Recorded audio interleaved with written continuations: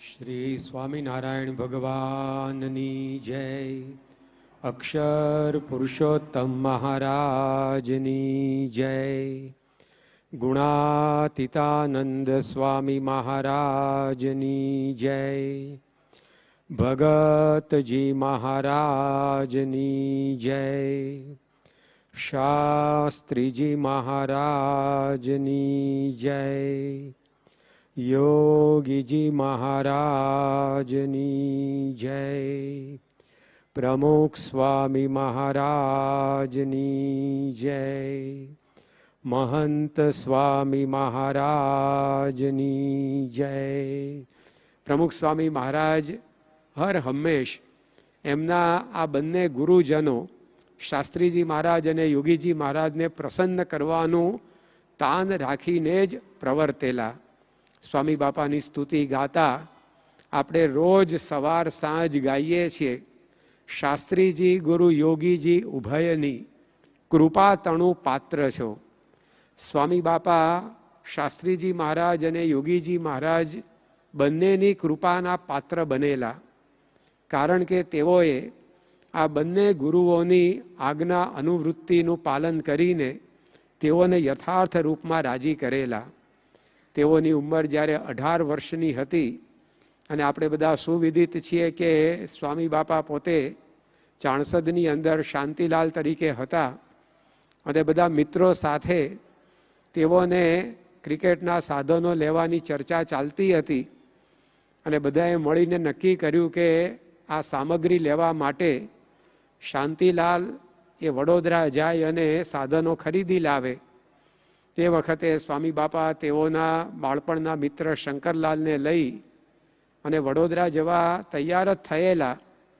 ત્યાં જ શાસ્ત્રીજી મહારાજનો પત્ર લઈને ભાયલી ગામના રાવજીભાઈ આવી પહોંચ્યા અને પત્રમાં શાસ્ત્રીજી મહારાજે સ્વામી બાપાને ઉદ્દેશીને લખેલું કે તમે અમારી પાસે સાધુ થવા માટે જ આવી જજો. એ વાંચીને સ્વામી બાપાએ પોતાના બધા મિત્રોને જણાવી દીધું કે હવે તમે બધા સાધન સામગ્રી લઈ આવજો અને હું તો સાધુ થવા માટે નીકળી રહ્યો છું.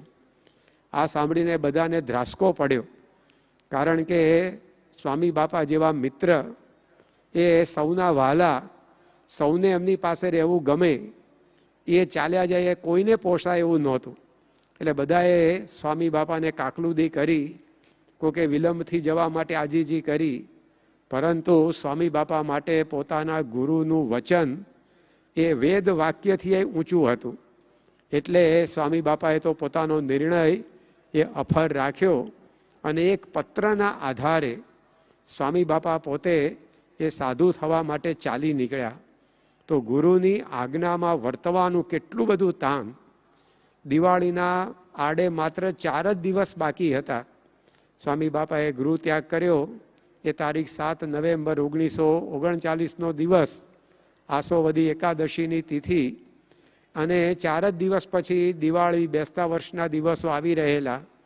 સામાન્ય રીતે કોઈ પણ વ્યક્તિ અભ્યાસ માટે, વેપાર માટે કે બીજા કોઈ કામકાજ માટે ઘર મૂકીને બહાર ગઈ હોય તો એ પણ દિવાળીના દીવા એ પોતાના ઘેર જોવાનો મનોરથ સેવે અને બીજા બધા કામકાજ એડજસ્ટ કરીને આગા પાછા કરીને પણ દિવાળીના દિવસોમાં બહારગામ ગયેલી વ્યક્તિ પણ ઘેર પાછી આવે.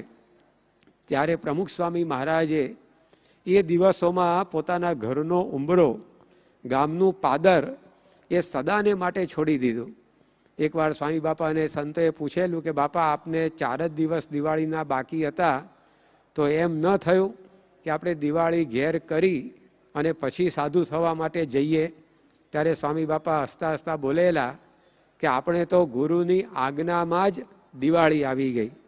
તો એમના મતે ગુરુની આજ્ઞામાં જ બધા તહેવાર વ્યવહાર બધું આવી જતું હતું. તો આવું સ્વામી બાપાનું એ ગુરુ ભક્તિમય જીવન હતું. સાધુ થયા પછી શાસ્ત્રીજી મહારાજે તેઓને કેટલા બધા જુદા જુદા ક્ષેત્રોની અંદર સેવાઓ સોંપી, પણ એક પણની અંદર સ્વામી બાપાને લેશ સંશય ન થયો. જ્યારે સાધુ થવાની વાત ચાલતી હતી ત્યારે શાસ્ત્રીજી મહારાજે સ્વામી બાપાને કહેલું કે અમે તમને દીક્ષા આપી અને અમદાવાદની અંદર વિનાયકરાવ સાહેબની શાળામાં અંગ્રેજીનો અભ્યાસ કરાવીશું. પરંતુ ગોંડલની અંદર પોષ સુદ પડવાની તિથિએ ગઈકાલે જે દિવસ ગયો, સ્વામી બાપાને ભાગવતી દીક્ષા શાસ્ત્રીમાં જે આપી અને પછી ત્યાં ગોંડલમાં જ જીવરામ શાસ્ત્રી પાસે એમને સંસ્કૃતનો અભ્યાસ ચાલુ કરાવ્યો. તો બાપાને સંશય ના થયો કે મને અંગ્રેજી ભણવાનું કહીને લઈ આવ્યા સાધુ કરવા માટે, અને અંગ્રેજીની વાત અભરાઈએ ચડાવીને સંસ્કૃતમાં કેમ મને ગોઠવ્યો. પરંતુ સ્વામી બાપા એમાં પણ ઉત્સાહથી જોડાયા. એ સંસ્કૃતનો અભ્યાસ થોડો ઘણો ચાલ્યો. ત્યાં શાસ્ત્રીજી મહારાજે સ્વામી બાપાને 1947ની અંદર સારંગપુર મંદિરના કોઠારી તરીકે નિયુક્ત કર્યા. એટલે સંસ્કૃતનો અભ્યાસ એ અધવચ્ચેથી પડતો રહ્યો. એ કોઠારી તરીકે 2-2.5 વર્ષ સ્વામી બાપાએ સેવા કરી અને 1949માં શાસ્ત્રીજી મહારાજે વળી પાછા એમને અમદાવાદની અંદર ગિરજાશંકર શાસ્ત્રી પાસે સંસ્કૃત ભણવા માટે મૂક્યા. જે વ્યક્તિ 2-2.5 વર્ષ સુધી પૂરપાઠ પ્રવૃત્તિમાં પરોવાઈ હોય અને પછી એને પાછું આ અભ્યાસ આદિકના કાર્યમાં જોડાવાનું થાય તો એ બહુ અઘરું પડે. અથવા તો અભ્યાસમાં જે પરોવાઈ ગઈ હોય એને પછી પ્રવૃત્તિના પાઠે ચડવું હોય તો અઘરું પડે. પરંતુ સ્વામી બાપાને તો ગુરુની આજ્ઞા એની ઉપર જ તાન રહેતું. તો શાસ્ત્રીજી મહારાજે એમને અભ્યાસ મુકાઈને પ્રવૃત્તિમાં જોડ્યા, પ્રવૃત્તિ મુકાઈને અભ્યાસમાં જોડ્યા. તેમાં પણ ઉત્સાહથી સામેલ થઈ ગયા. અમદાવાદની અંદર સંસ્કૃતનો અભ્યાસ 1 વર્ષ ચાલ્યો અને 21/5/1950ના રોજ સ્વામી બાપાને શાસ્ત્રી મહારાજે કહ્યું કે હવે તમે આ સંસ્થાના પ્રમુખ અને આ બધી સેવા સંસ્થાની કરવાની. તો એની અંદર સ્વામી બાપા જોડાઈ ગયા. તો ફક્ત 10 વર્ષના ગાળામાં 1940થી 1950ના અરસામાં જુદી જુદી 5થી 6 વખત આ રીતે સ્વામી બાપાને અભ્યાસને પ્રવૃત્તિની ઉલટસુલટ શાસ્ત્રીજી મહારાજે કરી. પરંતુ સ્વામી બાપાએ એ પ્રત્યેક આજ્ઞાને અધ્ધર ઝીલી લીધી. તો આવી એમના જીવનની અંદર ગુરુની આજ્ઞા પાળવાનું એ હર હંમેશ તાન રહેતું. તારીખ 27 માર્ચ 1967ના રોજ નિંગાળા ગામ છે સારંગપુરની બાજુમાં, ત્યાં પ્રતિષ્ઠા મહોત્સવ હતો અને યોગીજી મહારાજ પ્રતિષ્ઠા કરવા માટે તો ત્યાં પધારેલા જ. પરંતુ ગામના બધા હરિભક્તોનો આગ્રહ હતો કે પ્રમુખ સ્વામી મહારાજ પણ ગામમાં પ્રતિષ્ઠા છે તો યોગીજી મહારાજની સાથે આવે. કારણ કે ગઢડાથી સારંગપુર આવતા જતા સ્વામી બાપા નિંગાળા ગામની અંદર ઘણીવાર પધારતા અને ગામના સૌ હરિભક્તોને એમના વિશે પણ એવો પ્રેમ સ્નેહ, એટલે યોગીજી મહારાજની સાથે સ્વામી બાપા પણ એ નિંગાળા પધાર્યા. આગલા દિવસે નગરયાત્રા, યજ્ઞ વગેરેના કાર્યક્રમો ધામધૂમથી સંપન્ન થયા અને પ્રતિષ્ઠાના પૂર્વ દિવસની રાત્રે સભા ચાલતી હતી. એ વખતે જ યોગી બાપા ઉપર કાગળ આવ્યો ગોંડલથી કે અહીંયા એક કાર્ય અંગે પ્રમુખ સ્વામી મહારાજની જરૂર છે, તો આપ એમને મોકલો તો સારું. આ કાગળ વાંચીને યોગીજી મહારાજે સ્વામી બાપાને કહ્યું કે આપને આ ગોંડલ કામ આવ્યું છે તો જવું પડશે. તો સ્વામી બાપા તરત તૈયાર થઈ ગયા. એ વખતે એમને એવો વિચાર ના આવે કે હવે કાલે પ્રતિષ્ઠા છે એ પૂર્ણ કરીને બપોરે 12 વાગે પ્રતિષ્ઠાની આરતી થાય એટલે તરત આપણે નીકળી જઈશું, 12 કલાકમાં શું ખાટું મોડું થઈ જવાનું, એવો કોઈ વિચાર નહીં. પરંતુ હરિભક્તોને ખબર પડી કે પ્રમુખ સ્વામી મહારાજ તો અત્યારે જ ગોંડલ જવા માટે નીકળી રહ્યા છે. એટલે સૌએ એમને વિનંતી કરી કે રાતના 10-11 તો વાગી ગયા છે, હવે આવતીકાલ 12 વાગે તમે નીકળી શકો અને અમારા ત્યાં પ્રતિષ્ઠાનો અવસર છે, આપ રોકાઈ જાઓ. બધાએ ખૂબ વિનંતી કરી, પણ સ્વામી બાપાએ કહ્યું કે યોગીજી મહારાજની આજ્ઞા છે એટલે મારે તો નીકળવું પડશે. તો બધાએ યોગીજી મહારાજને વિનંતી કરી કે બાપા આપ પ્રમુખ સ્વામી મહારાજને અહીંયા રોકો આવતીકાલ પ્રતિષ્ઠા માટે. યોગીજી મહારાજે જણાવ્યું કે ત્યાં કામ છે એટલે એમને જવું પડશે અને સ્વામી બાપા પોતે નીકળ્યા. તો આ રીતે ગુરુની આજ્ઞા ઉપર જ એ મદાર રાખી પ્રમુખ સ્વામી મહારાજ હર હંમેશ ચાલતા. તેમના ગુરુ ભક્તિમય જીવનનું એ પ્રતીક આ અક્ષરદરીમાં બિરાજેલા શાસ્ત્રીજી મહારાજ અને યોગીજી મહારાજ છે. આજ્ઞાથી પણ આગળ આપણે કહીએ છીએ કે ગુરુની મરજી અનુવૃત્તિ સમજીને રહેનારા શિષ્ય એ પ્રમુખ સ્વામી મહારાજ હતા. પ્રમુખ સ્વામી મહારાજની શાસ્ત્રીજી મહારાજ સાથે હાથ જોડીને બેઠેલી કિશોરવયની એમની મૂર્તિનું દર્શન એ આપણે ઘણીવાર ફોટાની અંદર કરીએ છીએ કે સારંગપુર મંદિરની પાછળ જે શાસ્ત્રીજી મહારાજ રહેતા તે ઓરડી હતી અને ઓરડીની બહાર શાસ્ત્રીજી મહારાજની સાથે સ્વામી બાપા 1940ના વર્ષે એ પોતે બિરાજ્યા છે અને એ ફોટો ઘણો પ્રસિદ્ધ છે. સ્વામી બાપાની એમના જીવનમાં લેવાયેલી પહેલવહેલી એ છબી, અત્યારે તો એમની છબીઓ, તસવીરો, મૂર્તિઓ દુનિયાના ખૂણે ખૂણે પહોંચી ગઈ, પરંતુ એમના જીવનમાં સૌ પ્રથમ આ એમની છબી લેવાયેલી, એમાં હાથ જોડીને સ્વામી બાપા બિરાજમાન છે. એકવાર એ ફોટો બતાવીને સંતોએ પૂછેલું કે બાપા આ રીતે આપ આમ હાથ જોડીને બેઠા છો, તો સ્વામી બાપાએ પછી એનો પ્રસંગ કઈ સંભળાવ્યો કે શાસ્ત્રીજી મહારાજ ગોઠણ ઉપર ત્યાં એ ફોટામાં હાથ રાખીને બેઠા છે. તો એ જ રીતે સ્વામી બાપા કહે કે હું પણ શાસ્ત્રી મહારાજે બોલાવ્યો એટલે એમની પાસે આવીને શાસ્ત્રીજી મહારાજની જેમ બેઠો, ત્યારે શાસ્ત્રીજી મહારાજે કહ્યું કે હાથ જોડીને બેસો. પછી સ્વામી બાપા બોલ્યા કે એમણે કહ્યું ત્યારથી હાથ જોડેલા જ રાખ્યા છે. તો ગુરુને એક સાહજિક વચન એને સ્વામી બાપાએ પોતાની જીવન શૈલી બનાવી દીધી. અને આપણે પ્રમુખ સ્વામી મહારાજના દર્શન કર્યા છે, હંમેશા હાથ જોડીને જ એ પોતે હરતા ફરતા. સવારે જ્યારે વોકિંગ કરવા માટે આવે ત્યારે આપણે વર્ષો સુધી જોયું છે કે પ્રથમ રાઉન્ડ હોય એ વોકિંગનો, તો જેટલા સંતો ભક્તો ત્યાં બેઠા હોય એ બધાને હાથ જોડી નમસ્કાર કરી બાપાએ આંટો પૂરો કરતા. પ્રાતઃ પૂજાની અંદર પધારે ત્યારે પૂજાની પાટ ઉપર કે સોફા ઉપર બેસતા પૂર્વે પણ સ્વામી બાપા પોતે એ હાથ જોડી નમસ્કાર કરી બિરાજતા. પ્રાતઃ પૂજા પછી પણ દરેક સંતો ભક્તોને પોતે હાથ જોડતા. અરે ભોજન માટે બિરાજતા હોય તો સામે દર્શનાર્થીઓને હાથ જોડીને સ્વામી બાપા ભોજન કરવા માટે બેસતા. સભાની અંદર પધારે ત્યારે પણ પોતાનું આસન ગ્રહણ કરતા પૂર્વે એ હંમેશા સૌને હાથ જોડી નમસ્કાર કરી પોતે બેસતા. તો હંમેશા એમણે પોતે એ હાથ જોડેલા રાખેલા, પરંતુ એના મૂળ રૂપે સ્વામી બાપા આ પ્રસંગ ઘણીવાર કહેતા કે એકવાર શાસ્ત્રીજી મહારાજે કહ્યું ત્યારથી હાથ જોડેલા જ રાખ્યા છે. તો કેટલું સાહજિક વચન હતું શાસ્ત્રીજી મહારાજનું, પણ સ્વામી બાપાએ એને પોતાની જીવન શૈલી બનાવી દીધી.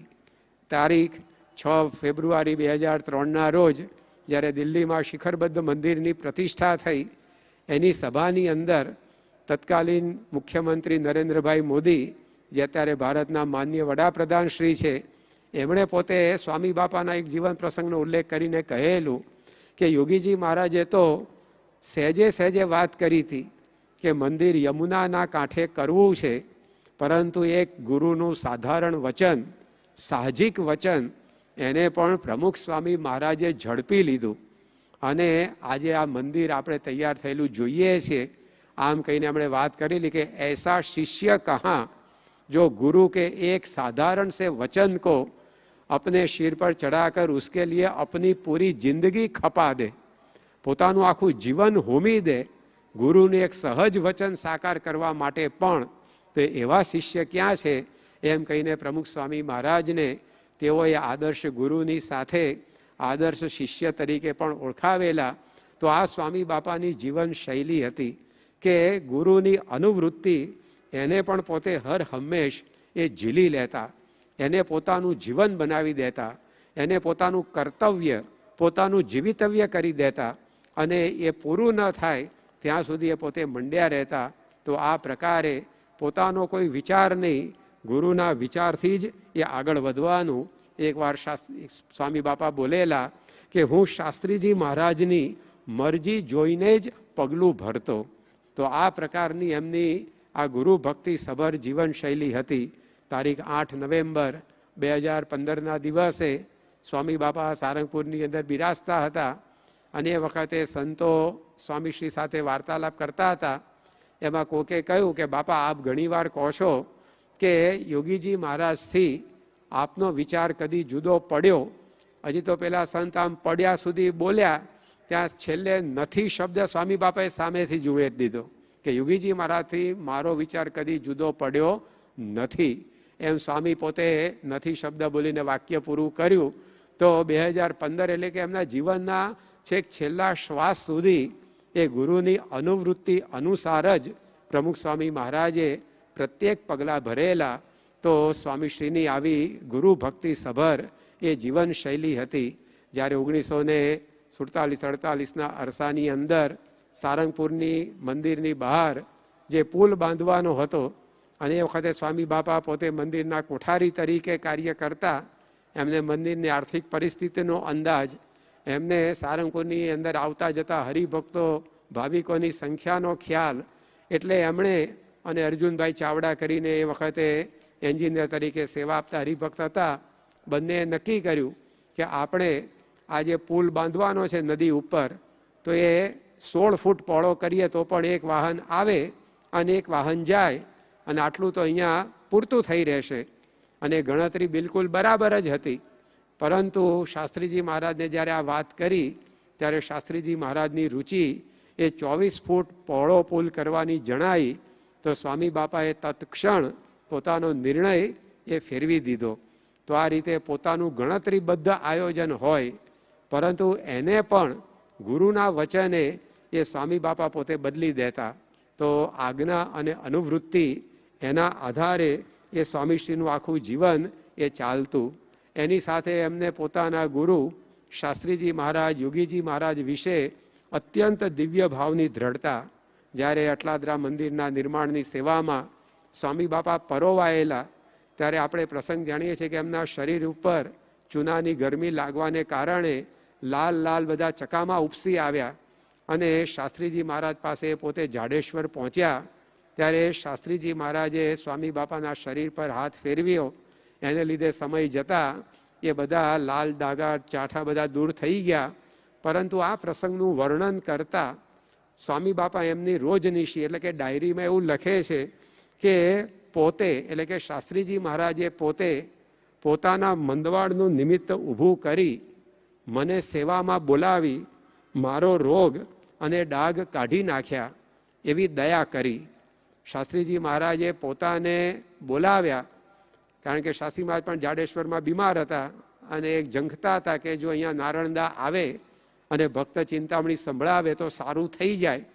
તો સ્વામી બાપા એ સંદર્ભમાં લખે છે કે પોતાના મંદવાડનું નિમિત્ત ઊભું કરી અને મારો મંદવાડ કાઢી નાખ્યો. ગુરુ તો જે લીલા ચરિત્ર કરે એમાં શિષ્યનું રૂડું હોય છે. ગુરુને પોતાને એની સાથે કંઈ નિસ્બત નથી હોતી, એ તો એનાથી નિર્લેપ ન્યારા હોય. તો આવી દિવ્ય ભાવની એક દ્રઢતા એ શાસ્ત્રીજી મહારાજ વિશે એ સ્વામી બાપાને હર હંમેશ હતી. 16 ઓગસ્ટ 2011ના રોજ મુંબઈમાં સ્વામી બાપા બિરાજતા હતા. અને એ વખતે વાતચીતની અંદર સંતોએ પૂછ્યું કે બાપા આપ તો શાસ્ત્રીજી મહારાજની સાથે 12.5 વર્ષ જેટલું રહ્યા, અને ત્યાર પછી યોગીજી મહારાજની સાથે આપને રહેવાનું બન્યું, અને શાસ્ત્રીજી મહારાજની પ્રકૃતિ અને યોગીજી મહારાજની પ્રકૃતિની અંદર ઘણું ફેર ને અંતર દેખાય. તો આપ યોગીજી મહારાજની સેવા એ કેવી રીતે કરી શક્યા? સ્વામી કે દિવ્ય ભાવ. આ એક જ કલમ એમણે પોતે બતાવી કે ભલે ઉપરની પ્રકૃતિ જુદી હોય પરંતુ તત્વ તો બંને એક જ છે. તો આવી ગુરુના વિશે દિવ્ય ભાવની પણ દ્રઢતા એ સ્વામી બાપાને હતી. તો આવા તો એમની ગુરુ ભક્તિના અનેક પાસાઓ એ આપણને એમના જીવનમાં દેખાય છે. એની સ્મૃતિ એ અક્ષર દેરીઓમાં બિરાજેલા શાસ્ત્રીજી મહારાજ અને યોગીજી મહારાજ એ પ્રમુખ માર્ગ ઉપર જે દર્શન આપે છે એના દ્વારા આપણને થાય છે. માણસ માત્રને 2 આંખો હોય છે. સ્વામી બાપાને પોતાની 2 આંખો રૂપે શાસ્ત્રીજી મહારાજને યોગીજી મહારાજ જ હતા. એમની મરજી બહારનું કશું એમણે જોયું નથી. માણસ માત્રને 2 કાન હોય છે. સ્વામી બાપાને પોતાના 2 કર્ણપટલ કાન તરીકે શાસ્ત્રીજી મહારાજ યોગીજી મહારાજ જ હતા. આ 2 ગુરુઓને મંજૂર ના હોય એવું કશું એમણે સાંભળ્યું નથી. માણસ માત્રને 2 હાથ હોય છે જેના દ્વારા કાર્ય કરે છે. પ્રમુખ સ્વામી મહારાજને પોતાના 2 હાથ તરીકે શાસ્ત્રીજી મહારાજને યોગીજી મહારાજ જ હતા. એમની મરજી વિરુદ્ધનું કોઈ કાર્ય એ સ્વામી બાપાના હાથે થયું નથી. માણસ માત્રને 2 પગ હોય છે જેના દ્વારા એ ચાલે છે, હરે ફરે છે. પ્રમુખ સ્વામી મહારાજને શાસ્ત્રીજી મહારાજ યોગીજી મહારાજ જ એમના જાણે પગ હતા. એ ગુરુઓની મરજી ન હોય એવી કોઈ જગ્યાએ એમના પગે ક્યારેય પણ ગતિ કરી નથી. તો આવા એ ગુરુમય પ્રમુખ સ્વામી મહારાજ, એમની જીવન શૈલી આ પ્રમુખ સ્વામી મહારાજ નગરમાં બિરાજેલી શાસ્ત્રીજી મહારાજ અને યોગીજી મહારાજની મૂર્તિ એ આપણને યાદ અપાવે છે. તો આપણે પણ સ્વામી બાપાના ચરણોમાં એમના પ્રગટ સ્વરૂપ મહંત સ્વામી મહારાજના ચરણોમાં પ્રાર્થના કરીએ કે જેમ સ્વામી બાપાએ શાસ્ત્રીજી મહારાજ યોગી બાપાને રાજી કર્યા, એમ આપણે પણ પ્રમુખ સ્વામી મહારાજ અને વર્તમાન કાળે ગુરુ હરિ મહંત સ્વામી મહારાજને રાજી કરી શકીએ એવું ગુરુ ભક્તિમય જીવન આપણું પણ બને, એ જ એમના ચરણોમાં પ્રાર્થના. શ્રી સ્વામિનારાયણ ભગવાનની જય.